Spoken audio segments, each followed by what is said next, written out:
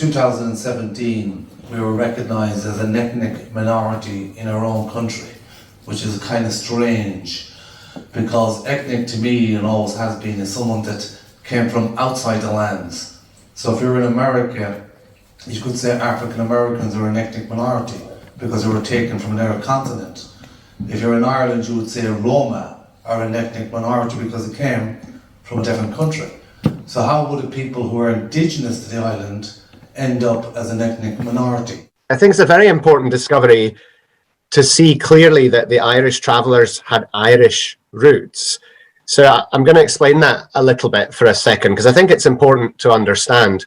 There's one thing first, is that this estimation of the time of divergence comes with quite a wide confidence. So our best estimate was 360 years, but it may be longer. I personally think it could well be longer, but that's not how long the traveller lineages have been in Ireland.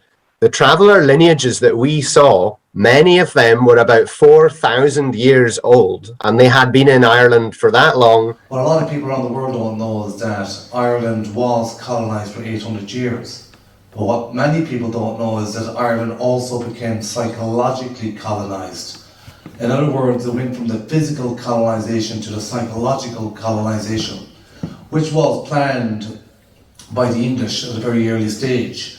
They believed in changing the psyche of the Irish people into an English colonial mindset. Funny, man, like I have actually read people, scholars supposedly, who have tried to argue that travelers are in fact Roma. And I thought, come on, how fucking ridiculous can that be, right? I mean, but just make it up, right? It's psychological, as I just previously mentioned about Ireland being psychologically colonised. And how we know this is in 1922, when Ireland got its independence, Ireland remained with all of the old English systems. You might have heard of Trinity College, Maynooth College, King's Inn College in Dublin. They're all English institutions in Ireland to this present day.